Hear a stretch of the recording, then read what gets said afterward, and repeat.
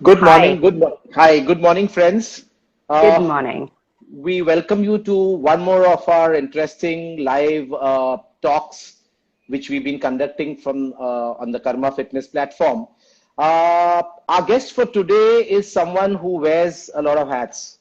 Embryologist by profession, an entrepreneur who has started and is running a company which deals in third-party reproduction, a fitness enthusiast, an ardent yoga practitioner, a certified yoga teacher who is certified and who teaches not only the classical yoga but also the hatha yoga, yin yoga, and a very proficient Ashtanga yoga practitioner.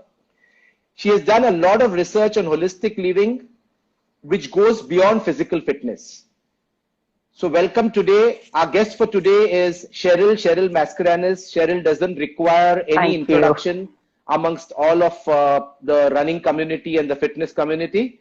So Cheryl, good morning. How have you been Thank doing you. in Good this? morning.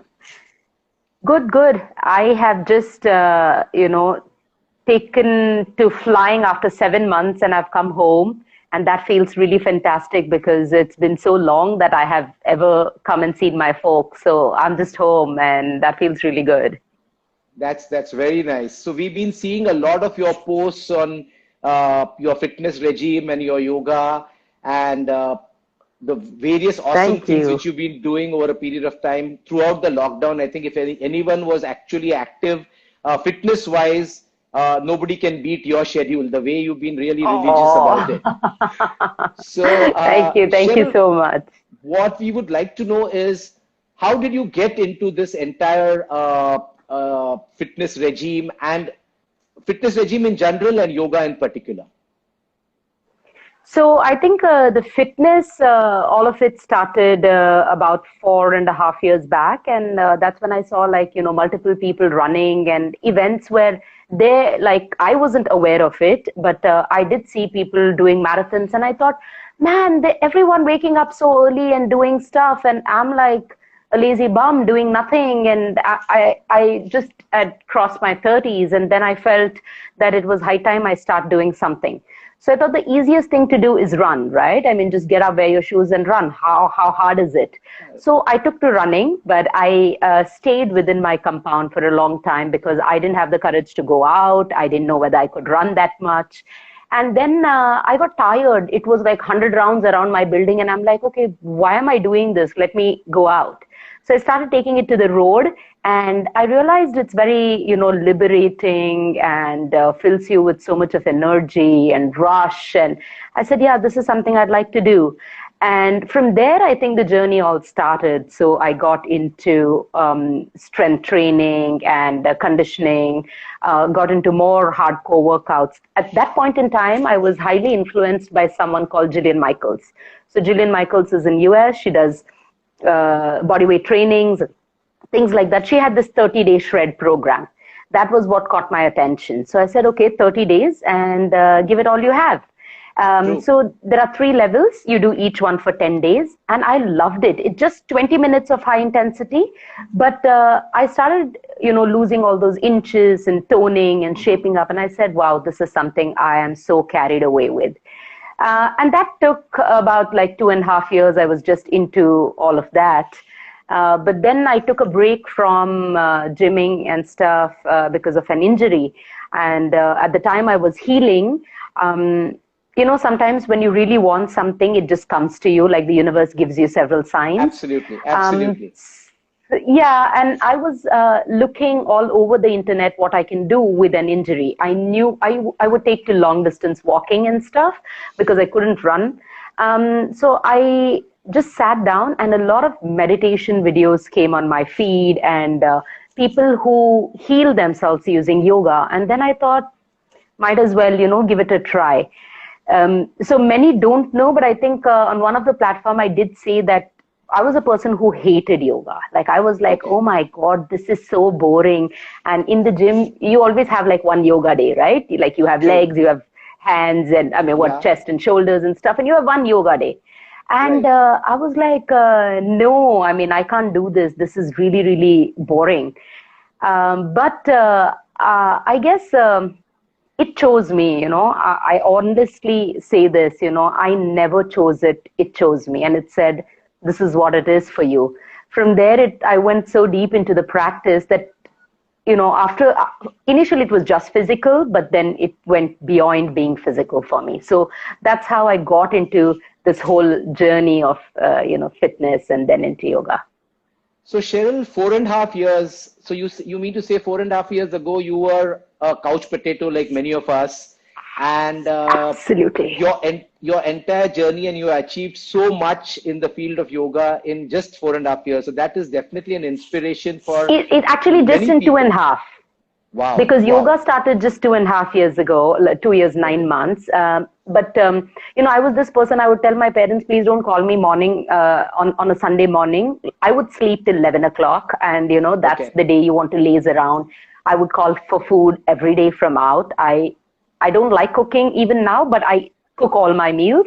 But then it was just like call in food and just eat and watch movies and just be lazy, I guess. Just Right, it was right. so hard for me to get up and do something. But eventually, yes, and then the whole circle of events changed. So that definitely is an inspiration for many people to probably, change their Yeah. lifestyle and probably Yes. be able to achieve, if not to the same heights as what you have achieved, but at least achieve something which will do good to them. Yes.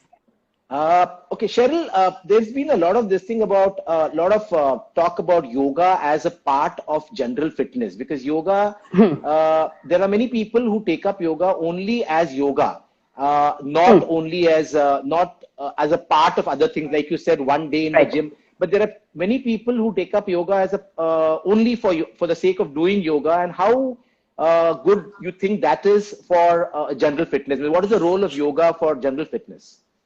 See, one, I feel, Dr. Nitin, that, everything is, the concept of yoga has been wrongly spread among masses. So, one, people feel that earlier people felt yoga is for sick people, right? Old people. Right, You can't right. move, you do it. And 20 years back, that was the truth.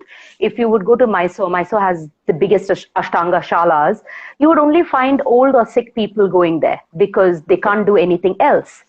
I think after that, there was this entire change where it became, or the change is happening now, where yoga has become all about doing these crazy things, right? Handstand, headstands, and all your arm balances. So in that extreme, that it's for sick people and it's for like super fit people who can only handstand, people have just lost what is in between. So then either you don't want to try it because you feel that's not meant for me, or you'll say I'm too young to do it because I'm not old. But what people don't understand is yoga is beyond all of this, right? It's beyond that just fitness, physical movement. So if someone True. is taking the practice as it and applying it to their life, then I think as a fitness journey, it's amazing because I'm 99% yoga. My 1% is a little bit of core strength and drills that I do, which have to support me for my practice. And I do all of them in the sense that it's also breath controlled. So I go back to the practice of breathing. So if a fitness, a calisthenic person was to do 100 bicycle crunches and I were to do 100 bicycle crunches and a runner would do, all our bicycle crunches would be different. So someone True. goes by number, someone goes by speed, someone goes by time, and someone By just goes by form. breath. Yeah, Right. form became very important to me because one of my teacher always said this, and I always keep sharing this. We live in instant gratification, right? You do something, you got to get results immediately. Otherwise, you don't like it, you want to give it up. Like even running. People want to Absolutely. run 10K Absolutely. first day, 21K. Oh, Right. 1 year you didn't run half marathon. What's wrong with you? That's the kind of logic. So instant gratification. But instant gratification just helps you at that point in time. You don't know what's the actual benefit of the whole movement because you are only stuck at that, let me be happy now, let me be at that high now. So when I started approaching my practice, it was again instant gratification. I wanted to do a bakhasan, I wanted to do this and that, until one of my teacher actually took me to very deep back bends, and then she always kept telling that if you don't go and approach the practice in the right sense, then it is very short-lived. That's why seasoned runners are people like, we know so many of them running from 10, 20, 30 years, and that's because they always started very slow. And we know runners right now who will start, but in 2 years, they have so many injuries because, you don't take the practice as a whole. So I think if you take the practice as a whole, yoga by itself is just enough. But then the biggest question comes, weight loss and fitness. They're two different things. Like being healthy and being fit is different.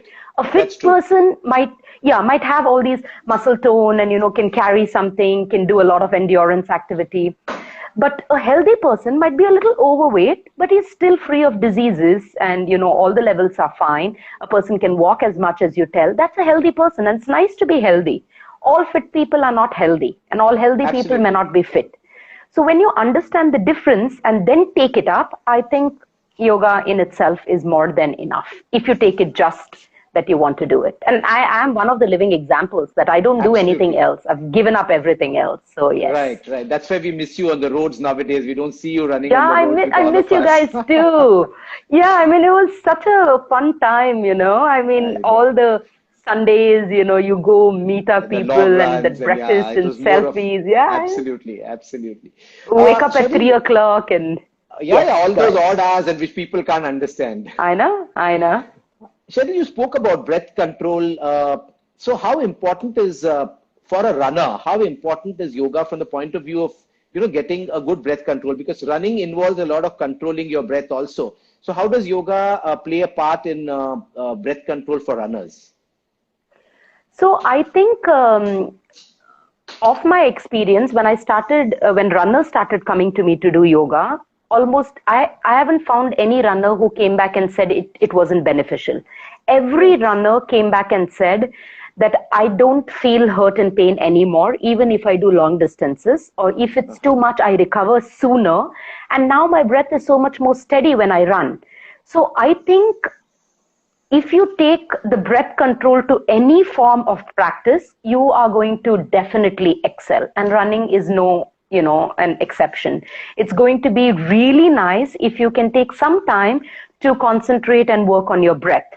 The biggest problem is when you take that time out, many people feel, that FOMO, fear of missing out, that, I didn't run today, I didn't log that run, or I didn't meet my friends. So you don't want to take that time out. It's the same as stretching. Tell me how many people stretch after a run? You're so busy, you want to talk and click pictures and eat your breakfast and ye karte, wo karte. You forget you want to do, and as important as running was that stretching. But everyone forgot. And now many people say, don't run, you will get knee issues. No, you won't get knee issues. You will get knee issues if you don't do your warm-up and stretches properly.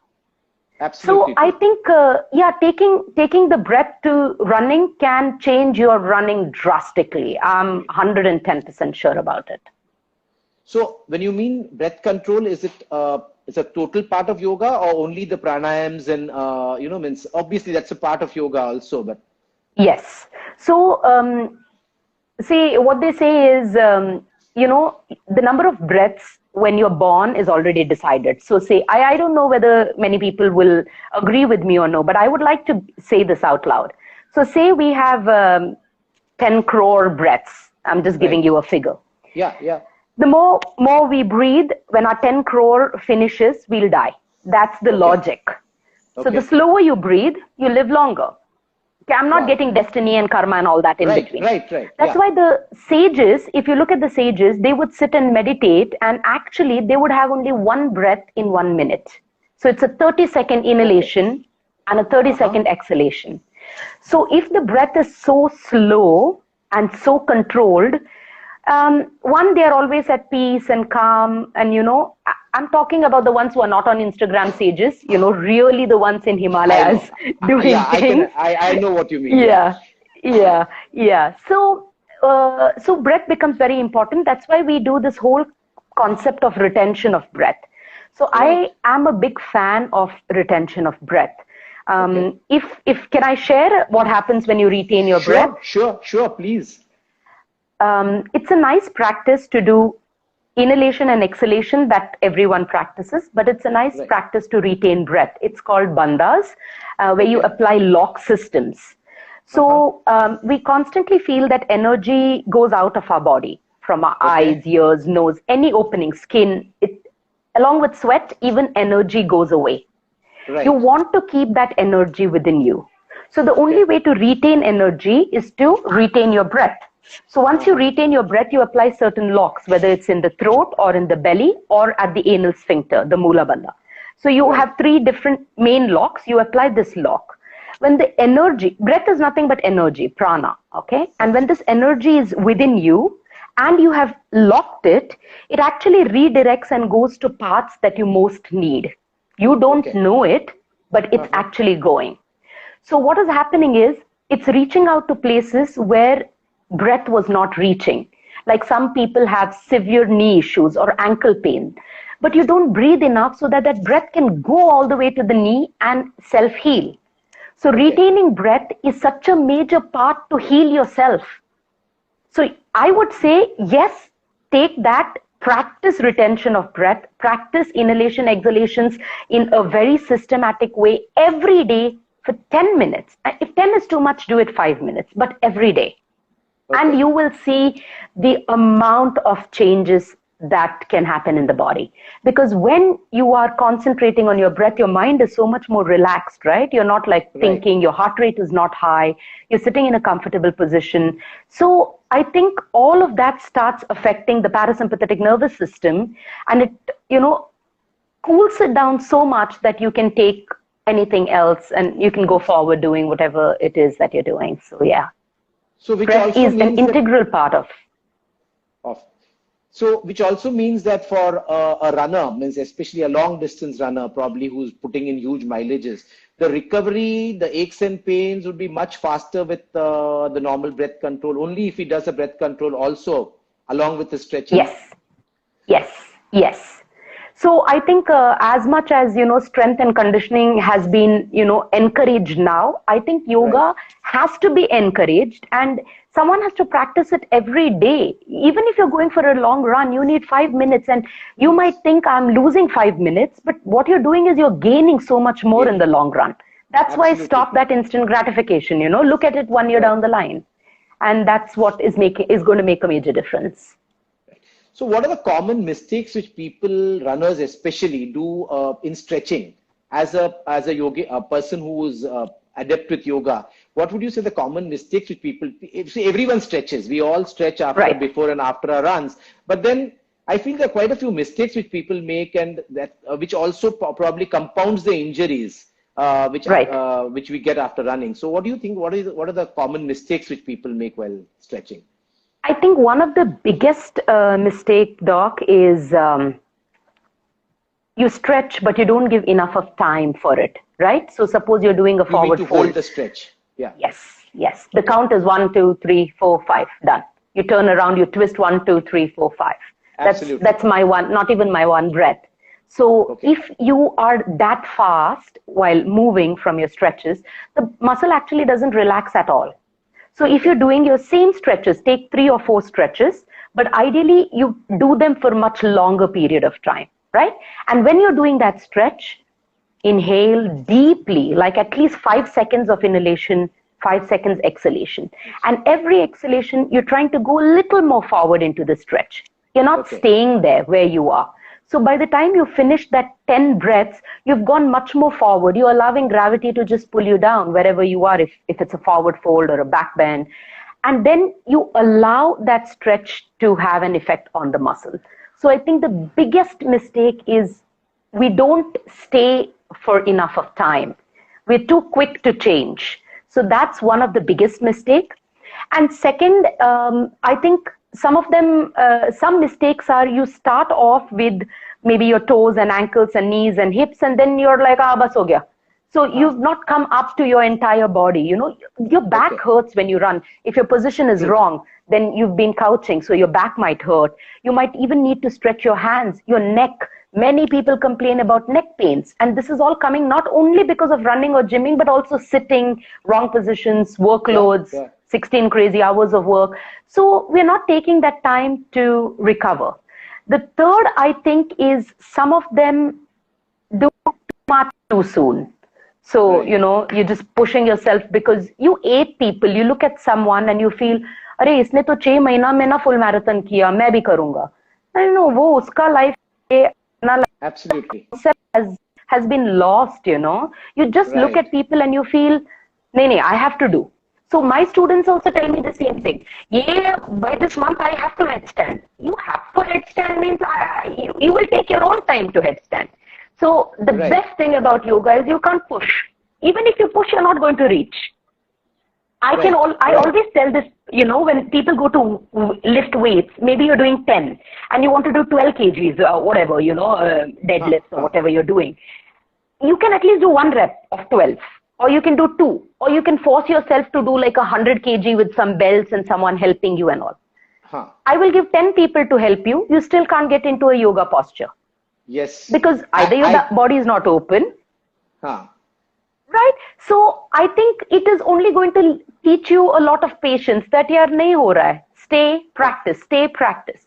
But when things happen because of external help or, array 10 more minutes, that much I'll run, that pole, that building, that light, that's how we all started running. And then you push Absolutely. yourself and sometimes you don't know that you've pushed yourself way too much than you should have. And you don't give yourself time to recover because in your mind you feel that's all in the head. So I'm going to run tomorrow also. But it's not only in the head. The body is also saying, listen, I do need some rest. So I think these are the major mistakes someone is doing post-running. And that's why injuries and, recovery rates are much slower. So basically, one needs to listen to the body also. The body sends you signals and one needs to keep listening to those and taking those signals seriously. So true. So there's always a fear amongst people, especially like a person like me who's not at all flexible, who's always stiff. So we always feel that yoga is not meant for us because I can't bend, I can hardly reach my knees. Where am I going to reach my toes? So, how would you address that? A person who's not flexible, who's never done yoga before, who's never really stretched the way one should stretch before. How would that person go ahead with his journey in yoga? See, when I started, I couldn't reach my toes either. I was better than my knees, but I couldn't touch my toes. My journey started there as well. And I looked at some people, they would do like, insane back bends, like they're going all the way. And I'm like, wow, how does this happen? I think there are two things here, Doc. One is you genuinely feel the need that, listen, even if I can't, I have to do it. It's good for me. So let me learn. The other is saying, array, from 1 month I'm trying, but still nothing is happening. I don't want to do it. So these are two different concepts people come with. If you come with the first behavioral pattern that it's good for me, so even if I can't touch my toes, let me stay where I am and let me take the journey, you are going to be benefited. But if you come with the concept saying that I am not flexible, I can't do this, if that I can't is already in the mind, you can't. It does not manifest at all. I always say, whatever is in real is the second time it's happening. Once it's already happened in your mind. You've manifested all of this in your head. You've lived that entire, like a run. You live your run in your head. You know, tomorrow I have to do maybe BNP. I know I have to run that hill. And you've imagined all of that in your mind when you sleep. So in the morning, when you go, you don't feel too overwhelmed because once you've lived it in your mind. But if you live the fear, I'm not flexible, I can't do, then everyone will laugh at me, I can't even touch my toes, and that's so painful, then, that journey becomes very difficult. So I think a completely inflexible person is also open to come to try the practice. Only thing is you got to approach the practice in the right sense. And if you do that, I think there is nothing to fear. And sadly, though, I know somewhere I'm also probably putting the wrong signals because all of my practice, someone looks at it and feels like if this is yoga, I can't do it. So I'm trying to reach out to people and say that, no, this is not something that I do every day. But yes, it's like you don't run 70 kilometers every day, right? Absolutely. It's an evolution. It's an evolution. And yes, absolutely. So, So people also want to know that when we're doing yoga, what is the best time of the day? Or is there a time that you need to do yoga only at a particular time, say early in the mornings? Does one need to get up at really unearthly hours and do the yoga? Or can yoga be done anytime? And what is a duration which you think would be a minimum duration which people should start off with while doing the yogas? Okay. So one, I think we are all addressing fitness people. So unearthly hours is all okay because I know all runners are up by 3 o'clock. But yeah, so the Brahma Muhurat is something people talk a lot about. That's like when the sun is just about to rise, which is not even visible. So around 4-ish, 4:30, that's your time of practice. But I'm not telling anyone wake up at that time and do it. What I feel is early morning practice is good because you're on an empty stomach, right? You've had your dinner, whether you follow intermittent or no, at least you've got 6-7 hours of break, the least I can say, even if you've had your dinner at 11. So you've got 6 hours of break. So that's the best time to practice. And it's not too heavy, so you don't need like a pre-workout meal or whatever that people who gym need a pre-workout meal. So here you don't need it. So you can do it early in the morning. That is highly beneficial. Again, the time, I think it really varies. So I said, if you're a runner, then do 5 minutes of breathing and then just do 10 minutes of Surya Namaskars, like warm up your entire body and then go for a run. That's enough. That's more than enough. But if you're like a person who only does yoga, maybe you want to do 30 minutes or 40 minutes. What they say is you do 120 minutes in a week is more than enough. 120 minutes in a week is 2 hours. So if I split it, I'm like saying 20 minutes, 15, 20 minutes every day. But if your question is, I want to lose weight, then of course, someone need to practice more. And suppose your deal is, I'm okay, I'm healthy, I just need to stay healthy and maintain it. Then I think 20 minutes, you're in and out, you're good. And Surya Namaskars are the best. Do like 20 sets of it, you're done. You don't need to do anything else. So I think, that's your time. You said something about losing weight. So you think if a person wants to lose weight and he doesn't want to do, he's not a runner, he's got issues about running, and who's not really a gymmer per se. So only yoga also would help him to lose weight? The first thing that I will say is no matter what exercise you do, if your diet is not right, you will never lose weight. So I think your diet becomes very, very important. And when I say diet, I say your eating patterns, not live on salads and soups. That is though really rubbish. So, so your eating habits need to be right. Then only yoga will also help, because I've had people who've lost more than 10, 12 kilos. I've seen people who have transformed themselves with just yoga. Nothing else, nothing, not even walks, just yoga practice. So Ashtanga is a very intensive workout. So it burns a lot of calories if you do it, if you do all of your vinyasa flows, your jumps and, moving with the breath there and holding your bandhas, they are going to help you lose weight. But if you finish and then go and hog on, your cookies, you're back to being there. So many people ask me, can I join your class to lose weight? My answer is no.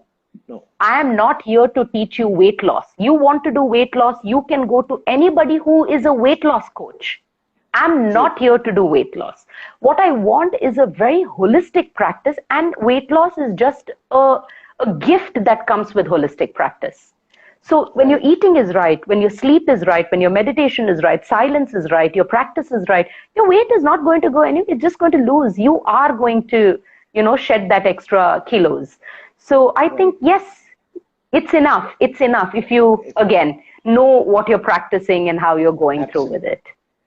Right? Because you might be knowing runners who are overweight and been running from years and are still overweight. It's not that all runners become really lean. Absolutely. Even gymmers, same thing. Yeah. So when we ran the Comrades, we saw people who were probably, 3 times their size, and they were really fast and they could really do those 90 kilometers without a problem. So what you say is absolutely true. So that brings us to the next part, that we all know that yoga is something beyond physical postures and physical bending and only breathing. So how does it help in holistic living, and what is your take on yoga as a part of improving one's lifestyle and stress levels? And I think when I am on my mat, I want to take that lesson off my mat. So every time I start my class, my focus is, what can I learn from here that I can apply outside of my mat? So if I'm doing an inversion, Inversions is where you're on your head, and it's very scary because there's so much of fear. What if I fall? What if I hurt myself? So if I take that fear concept and apply it to my life, then I'm fearful of a lot of things, right? Maybe of darkness, of losing a loved one, of maybe public speaking or a relationship. Then the more I practice, the more I can take this non-fear concept to my life. So I'm taking my practice beyond the mat. For me, it is not only the Bhagavad Gita or the Yoga Sutras or the Vedants and Vedic knowledge. That is amazing. But at some level, I don't connect because I don't have that in-depth knowledge, nor do I have a person who can, constantly guide me with it. But I do have life coaches, right? I know that I can take compassion outside of my mat. I can take humility. I can take love, kindness, forgiveness. All of this is easy. No Vedas has to teach me that you need to be kind. That is just being human. So that is where my practice always became beyond physical postures. So when I start my class and condition, I'm always telling my students, today we are working on hips. As we allow the hips to open, let's unload all that we are holding on within ourselves. So if you're holding on to anger and frustration and not forgiving someone, just let go. The more you let go, the more your body is going to open up. And then they do feel that difference. And some of them always message me, I just feel like crying. Because, that load which was within you is now going away. Yeah. Right. That is where I think practice became so much more than physical. Eventually, I did get into meditation and pranayam, which I found was so beneficial. And I thought, why didn't I do it? When I started, I could not even start with 2 minutes of silence. My mind is always monkey mind, jumping and figuring out what bills have to pay. And now I sit for 20 minutes. Yeah, everyone. Yeah. Now it's like a 20 minutes and my mind does get distracted, but I can sit 20, 30 minutes without moving. So it has taken me more than a year of consistent practice to reach 20 minutes. No joke. It's so hard to sit still for 20 minutes. And not move. Yeah. Right. Yeah. I mean, the hardest thing is to sit quiet. Who would ever believe that, But that's the truth. And I think the more you take that, the more you apply all these things, it will just show.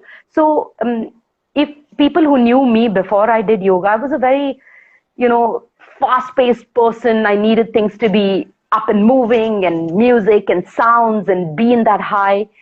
And now it's like my music is also very calming. It's either the hang drums or the tabla, soothing, and sometimes reggae. So it's like I've mellowed down so much. And I think it's just because of, the more I'm breathing, I feel, why should I just hype about something? Let it go. I can't control it. Let it go.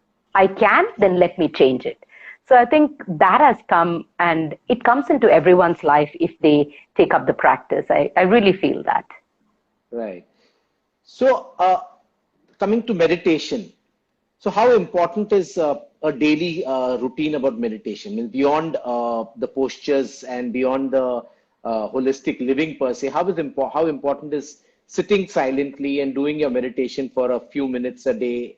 And is meditation only possible while in the sitting posture, or because we always hear of people, especially runners, saying that this is meditation in motion. So, so they're not wrong, Doc. You know what? The meditation is of different kinds. There's cultural meditation, there's movement meditation, there's silence meditation. One of my teachers who taught me meditation said, it's not I meditate, I become meditative. I don't meditate. I just become. So movement is meditation. Running is meditation. Walking is meditation for a lot of people, when they are operating, that's meditative for them. Or stitching or doing art and craft. Anything is meditation. But all of that is nice. Sitting still is still the best. So it gives you a time to come out of all this rut that's in your mind, that I can, I can't, what will happen, what has happened, why did I hurt, why did that person say this? You come out of all of that. And there are several techniques. I'm not even saying just sit still and do nothing. reflection techniques, or adaptation techniques. So everything is meditative. So if you sit and say reflection, run everything that you did the previous day in your head. So a simple way, if people want to learn how to start off, you can do what's called as a reflection. Reflection is you just sit and keep your eyes closed and then go through the entire day's events from the previous day.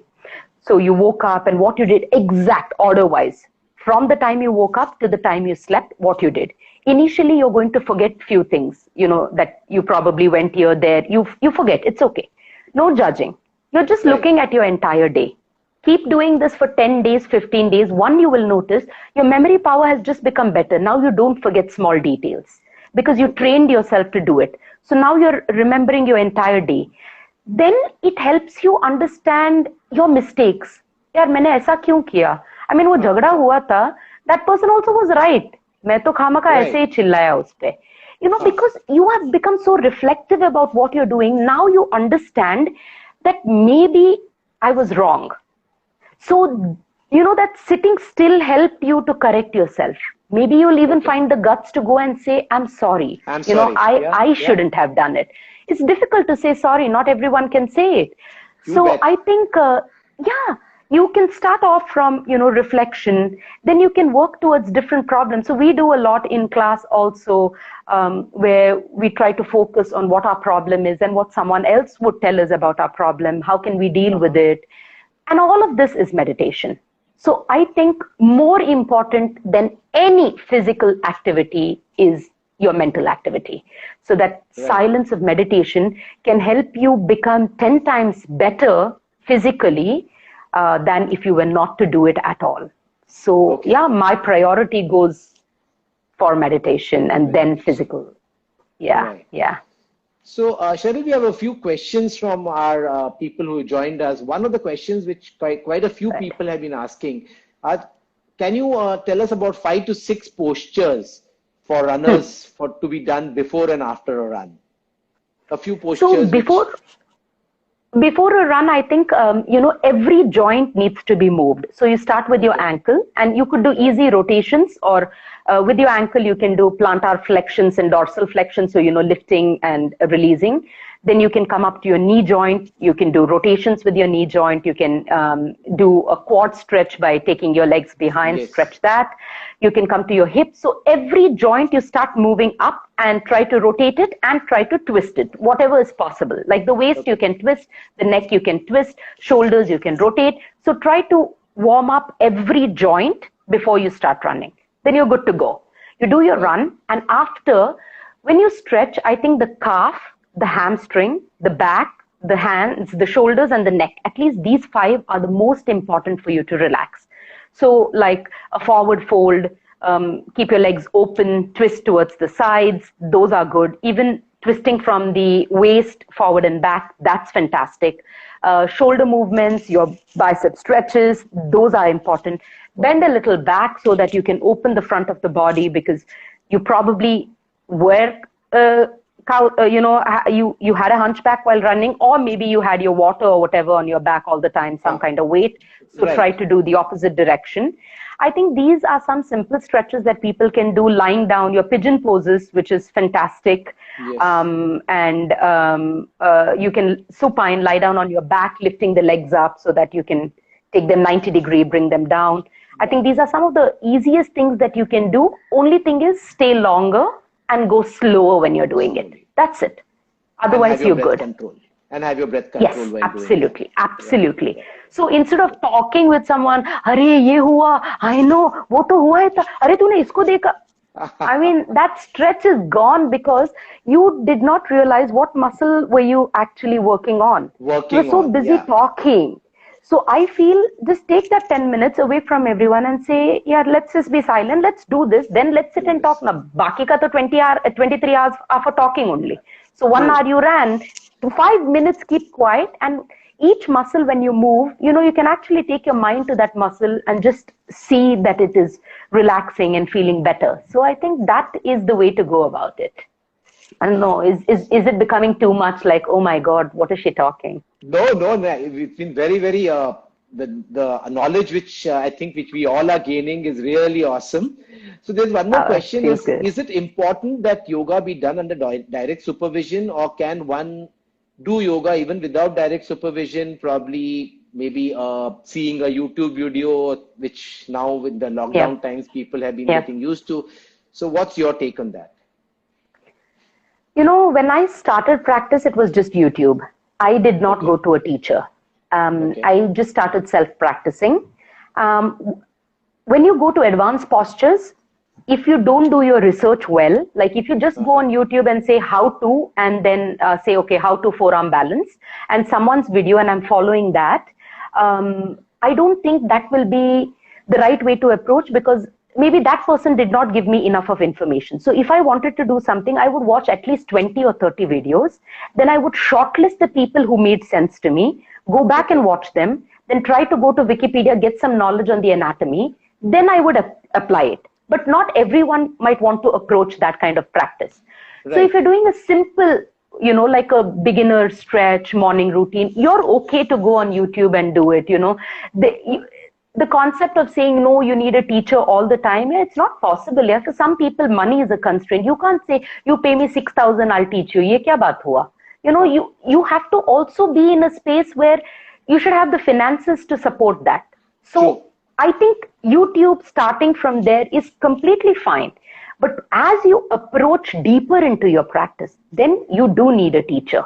Like, you know, I'm sure all who are running comrades, you guys just didn't say, acha chal ut ke kal comrade waqt hai. I mean, there was a structure to your training. Then you realize that, okay, let's go and get some coaches involved and they will tell us what to do. And, you know, you, Satish, all of them are trying to impart this knowledge to the younger people and saying, tumko next year comrades run karna hai, so this year you be a part with us. Be this year with us, we'll train you. But after all, it is what running. So you can put your shoes and run, but it's not that. There's so much more behind it. So I think the coach becomes important at that point in time. But once you learn, now you don't need a coach for life. Once you've learned what to do, then you can apply those same techniques in your practice, work for some time on your own, deepen it, then go back. So that's my approach. I go to a teacher and I go all over the world to learn, and I learn one concept, and next 6 months, I'm working on it by myself, because I learned the main concepts of how to safely go into the practice. When I feel I have achieved it, now it's time I learn something more, then I'll go back to the teacher and learn something more. Then come back and apply, because if I learn too much too soon, I'm not applying anything. So might as well take small bits and pieces, you know, take a little bit, work on it, apply, see how you feel, then go and learn a little more. We are not going anywhere. The world is at a standstill. So what's the hurry? Always, what's the hurry? Just take it easy, you know. You've got your entire life to do this.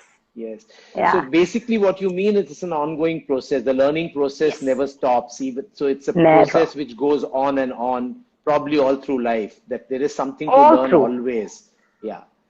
One of my teacher who's in the US, he one of the oldest practitioner, has 32 years of practice in Ashtanga, and every time I tell him something, he always comes back and says, I'm still learning from you guys. And I'm like, that you don't even say that, because you have 32 years of practice day in and day out. And he says, yeah, but you know, you're always coming up with something new for me to understand and implement, and maybe I was stuck with my path and now you showed something else. So I'm open to learning. And you look at them, you feel so humbled. We have like 2 years, 3 years practice, and then we say, "Meko sab kuch aata hai, you know, mere paas hi aa jao." It's not that way. And as a teacher, I always feel I will never stop learning. Never, ever. Because if I stop learning, I can't teach someone else. True. That concept is gone. So always up for learning. And I think, yes, you do need a teacher. Absolutely. So quite a few people are also interested in knowing that they've been saying that, Cheryl, you are always so fit, especially they've been seeing you totally fit. So what is your daily routine? How do you manage to keep yourself fit through the day? So that's what people want to know. True story. It might get a little overwhelming for people, but before I say anything, I want to say this is my routine, and someone should not feel obliged to follow that routine, you know, because you look at Yeah, disclaimer, so that they don't come back to you and say, यार आपने तो बोला उसकी बात सुनो, अभी देखो मुझे ना नींद है ना ये है करके, because I'm an early sleeper. I sleep by 9:30, 10, I'm done, I'm on my bed, and I wake up early. I'm up by 4:30, 4:30 I'm up. So my routine always starts with meditation, with breathing. I do something called tapping. It's an EFT technique. It's an emotional freedom healing. And I do that every day. So it kind of helps me heal from all the emotional burdens I'm carrying. Suppose I fought with someone, I'm not happy, I have aches and pains, or I'm stressed. So every day I have to do my tapping, and my tapping takes about 5 minutes. So you tap at certain meridian points in your body, and you have certain affirmations to say when you do that. So that's an important part. I do kriyas every day. So some kind of kriya to cleanse the internal systems, maybe Jal Niti or maybe Sutra Niti or Kapalbhati, any of it that can clean my internal system. Like if it's a Sunday, I'll do something like a Vaman Dauti, which is cleaning of the entire stomach. You drink a lot of salted water and then you puke out everything, right? And you can do more things if you are under proper guidance. But these are things you can do at home. So kriyas are very important for me. Then I do my asana practice. Then I teach. I take up 2 classes, at least in the lockdown, it's been classes in the morning. Then throughout the day, because I'm not working right now, clinic is shut down, I'm either reading or I listen to podcasts, or I'm making content for my YouTube channel, which is coming up soon, or I'm doing content for my Instagram and always updating. And again, in the evening, I practice for half an hour before I teach. Then I teach 2 more classes in the evening, and then I'm done. Wow, that is really a busy schedule through the day, and always taking your fitness levels to different heights. Yeah. So sometimes it gets a tad bit more, but I think you get used to it. You have a purpose to wake up at 4 o'clock, because I know 6 o'clock is my first class. In the 2 hours, I have to finish several things that I have to be ready with. Yes. So it gives you a lot of me time also. That is, I think, very, very important. Absolutely. So I can't go and wake up at 5:45 and start with the class. I'm so lost. I don't know what am I speaking. So I need that time where I've gone through my conditioning, my cooling down, me being prepared for my day, and then I can take it forward. So when I think the lockdown is over, like next month we might start work, I think everything will remain the same. Maybe the number of classes I take might reduce because I'll be in clinic. But otherwise, this has been a routine forever. I wake up by 4:30 and the story is the same. I eat my last meal by 6 o'clock. So it's an intermittent for, at least 14 hours. I'm on intermittent 14 to 16. And first meal only after sun rises, and I finish my practice. So do you also follow a particular diet regime other than intermittent fasting, in the sense like a low carb diet or anything specific of that sort? I just eat healthy. I used to, when I was gymming, it was, only protein and very low carbs and stuff like that. And of course, I was, my fat percentage was down to like 12. I was so shredded. It was nice to look at that shredded body, but now it's no longer that shredded, but I have so much more strength and so much more peace. So I'm like, it's fine. I'm just going to eat what makes me healthy. I've stopped counting macros, micros, weighing food. All that is gone now. Otherwise, I used to do plenty of it.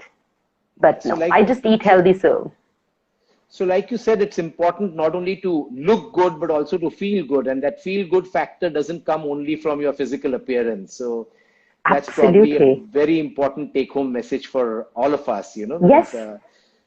Some people are a little overweight here and there, and then they're all the time complaining. Yeah, even I've got a tummy. It's not that I'm flat, stomach, and my waistline is like 24, like what is shown on Instagram. It's not that way, and you just have to say, okay, cellulite. So many women have problem with cellulite, and so many people have problem with stretch marks.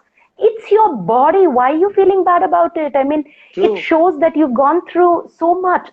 C-section. Women are so conscious. They don't want to wear clothing that might show a cut. Why? You gave birth to someone, and whoever says something to you, that dumb person did not give birth maybe. So just don't even listen to them. It's, Right. you know, body shaming has become such a stupid thing. I feel, That's true. That's why? true. You got to feel good. And then you will start Yes. actually, you know, manifesting that in your being. So, Right. yes.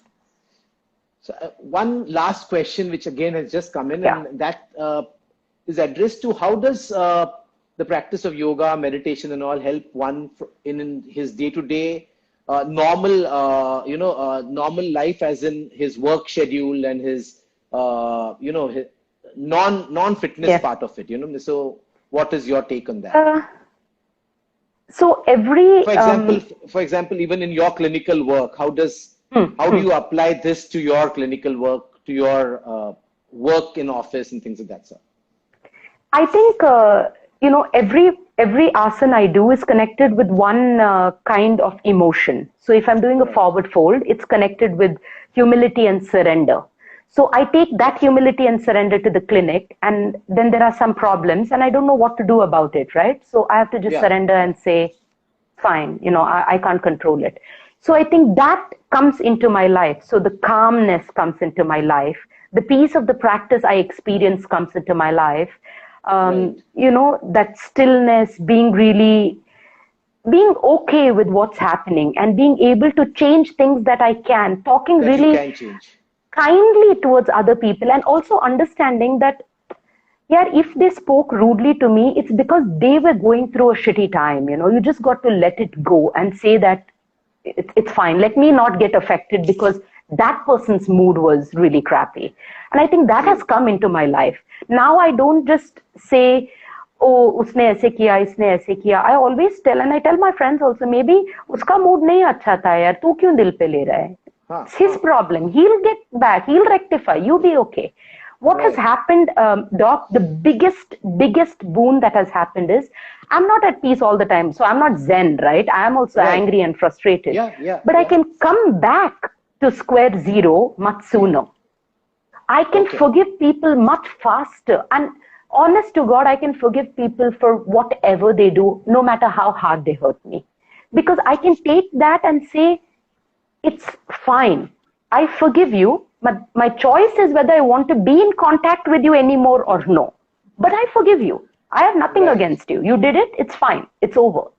So I think that has become such an important part because of my yoga practice. I don't think I would have learned Right. that anywhere else because I have to forgive Absolutely. myself. Every time I get on the mat, I'm trying to do something, I can't do it, and I have to forgive myself and say, you know what, it's not your day. So let it go. Yes. Do it Right. tomorrow.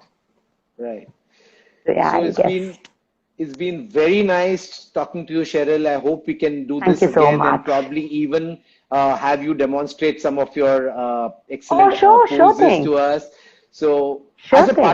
as a parting gift, can we have request you to do a small pose for us, which all of us would like to see? Oh, wow. I actually did not set it up Fair enough. Fair with enough. my. No, no, no, no. Had you told me, I would have done that. I know that's asking too much, but it's been very nice chatting to you. I thank all our listeners to have joined us today and spared their Sunday with us. We just request you to put in your contact details in the comment section so that we can update you about more talks and more such sort of content which we keep doing on a routine basis on behalf of Karma Fitness. So I thank all of you all, Thank you so and much. thanks a ton, Cheryl, for being with us. Thank you Thank so you. much. I Thank really you. enjoy doing this. Our pleasure. Entirely our pleasure. Thank you. Thank you. Thank you guys for joining in. Thank you.